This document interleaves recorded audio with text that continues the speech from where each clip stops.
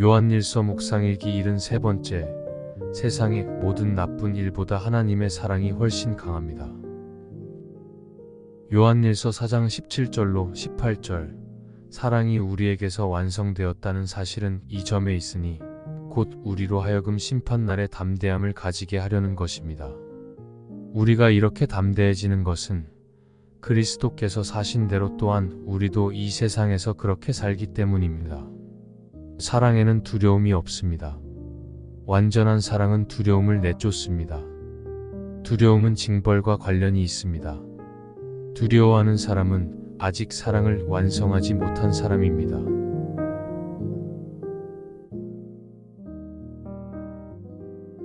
좋은 아침입니다. 그리스도의 평강이 이 시간 말씀을 묵상하는 모든 이들 위에 충만하게 흘러넘치기를 기도합니다. 사도 요한은 집요하게 꼬리에 꼬리를 물으며 우리에게 설명하고 있죠. 오늘은 사랑이 우리에게서 완성되었다는 말의 의미를 알려줍니다. 그는 우리가 사랑해야 하는 이유에 대해 설명하죠. 바로 우리가 심판날에 담대해지기 위해서라는 것입니다. 우리가 담대해지는 것은 그리스도께서 사신 대로 우리가 살았기 때문이라고 말하죠. 그러면서 사랑에는 두려움이 없다고 했습니다. 여기에는 조금 설명이 필요합니다.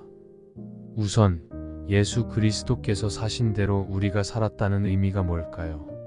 수많은 본보기가 있고 그분의 어록이 있고 그분의 삶이 있지만 차치하고 커다란 틀에서 바라보면 어떨까요? 시쳇말로 예수님은 구약과 신약으로 나뉘는 중심에 계시죠. 지금까지 하나님 말씀의 중심에 섰던 유대교의 입장에서는 전혀 다른 말씀의 시작이기도 했습니다. 그런 의미로 예수님을 바라본다면 하나님을 향한 신앙적인 측면에서 어떤 것이 다를까요? 유대교를 한마디로 규정하기는 어렵습니다. 또한 예수님의 가르침을 한 문장으로 해석하기도 힘들죠. 그런데 큰 틀에서 보면 유대교의 전통에서 하나님은 심판하시는 하나님이었습니다. 늘 하나님 앞에서 두려움을 가졌죠.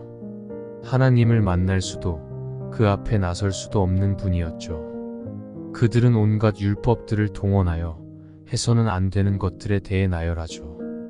하나님은 두려움의 대상이었고 그분의 뜻을 거스르지 않은 것이 그들의 신앙이었죠. 그들에게는 이웃을 사랑하라는 하나님의 명령이 기쁨이 아니라 무거운 짐과 같은 사역이었습니다.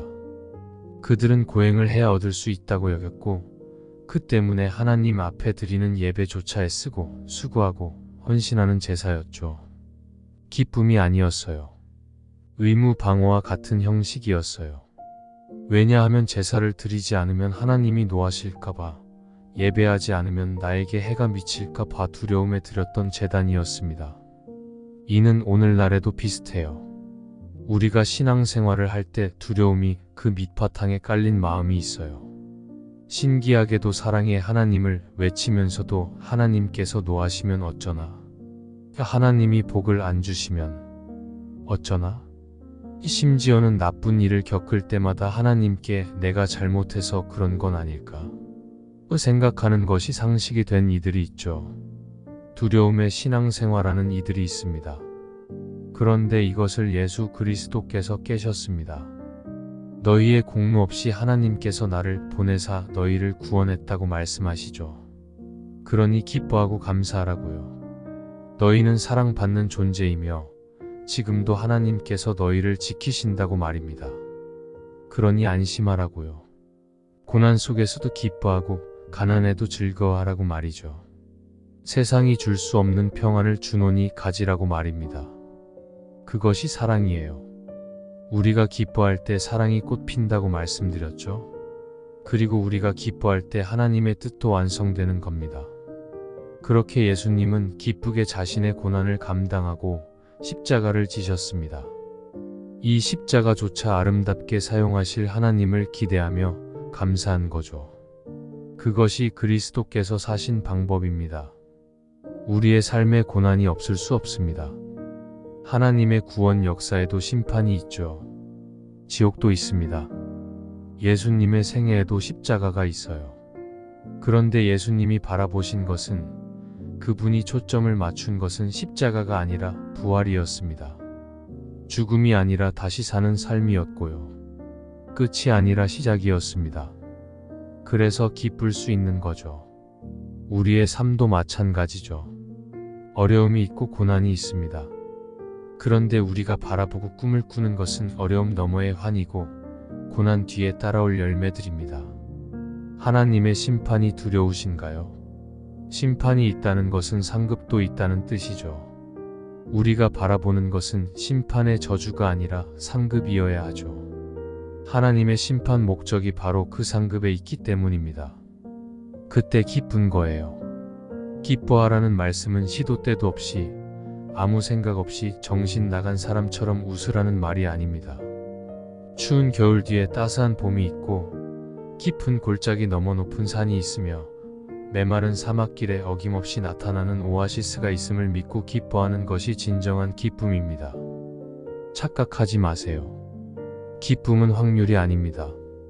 기뻐할 일이 많아서 우리가 기뻐하는 게 아니에요. 10가지 일 가운데 단 하나 기뻐할 일이 있다면 그 하나에 집중하는 삶이 기뻐하는 삶이기 때문입니다. 그 하나에 집중하면 내 삶에는 기쁨이 100% 되는 거예요. 그렇게 하나를 선택하는 나에게 점점 기뻐할 일들이 더 많이 보이는 겁니다. 나쁜 일을 묵상하지 마세요. 좋은 일들을 더 많이 묵상하세요. 죄를 묵상하지 마세요. 나의 의로운 일들에 더 집중하세요. 하나님의 심판보다 하나님의 구원을 더 묵상하세요. 나쁜 점보다 좋은 점에 더 주목하세요. 그때 나를 사랑하고 이웃까지 사랑하게 되는 겁니다. 세상의 모든 나쁜 일보다 하나님의 사랑이 훨씬 강합니다.